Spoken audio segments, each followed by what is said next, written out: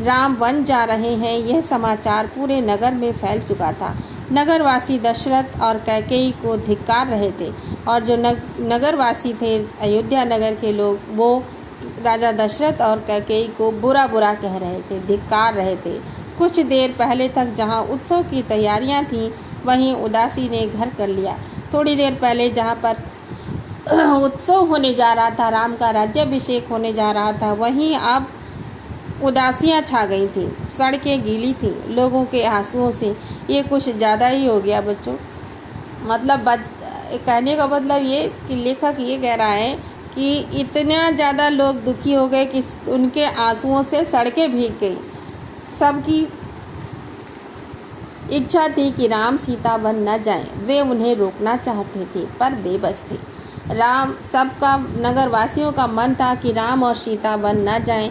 वे उन्हें रोकना चाहते थे पर बेबस थे। राम की जो इच्छा, मतलब जो आज्ञा पालन का उनका स्वभाव था, ये इस पर सभी बेबस थे, क्योंकि राजा दशरथ ने, उनके पिता ने उन्हें जंगल जाने की आज्ञा दी थी। राम, सीता और लक्ष्मण जंगल जाने से पहले पिता का आशीर्वाद लेने गए।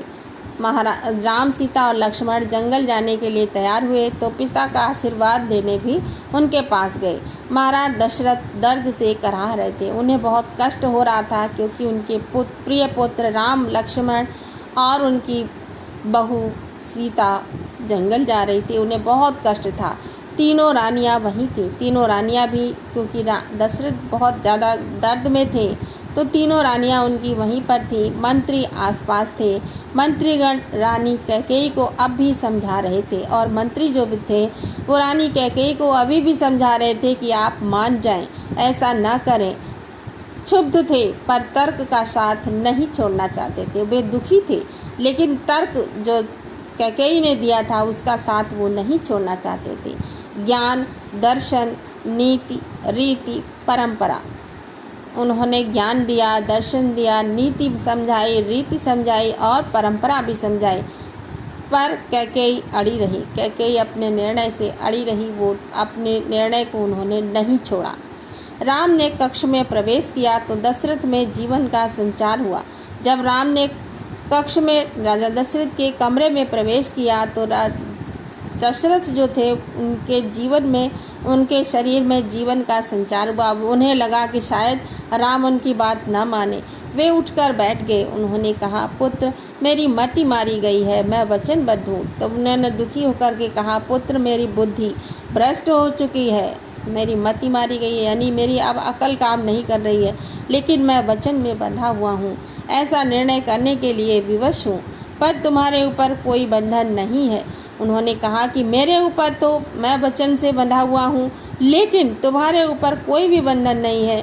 मुझे बंदी बना लो और राज संभालो। उन्होंने कहा कि तुम मुझे बंदी बना लो और राजकाज संभालो। यह राज सिंहासन तुम्हारा है, केवल तुम्हारा। तब उन्होंने समझाते हुए कहा कि यह राज सिंहासन सिर्फ तुम्हारा है, इसे तुम युद्ध करके मुझसे ले सकते हो, मुझे बंदी बना लो, लेकिन राज सिंहासन तुम ही रहो। केवल ये जो राज सिंहासन है, इस पर केवल तुम्हारा ही हक है और तुम यहीं पर रहो।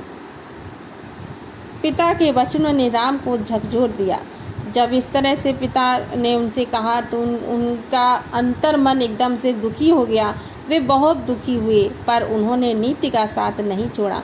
नीति क्या थी कि पिता के वचनों का पालन करना, तो उन्होंने उसका साथ नहीं छोड़ा।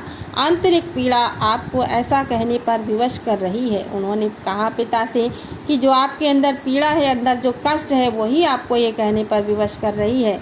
मुझे राज्य का लोभ नहीं है, मैं ऐसा नहीं कर सकता। आप हमें आशीर्वाद देकर विदा करें।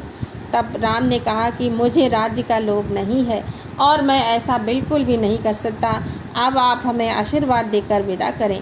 विदाई का दुख सहन करना कठिन है, इसे और ना बढ़ाएं। उन्होंने कहा राम ने कि आपसे विदा होना मेरे लिए बहुत कठिन है, कृपा करके आप इसे और ना बढ़ाएं।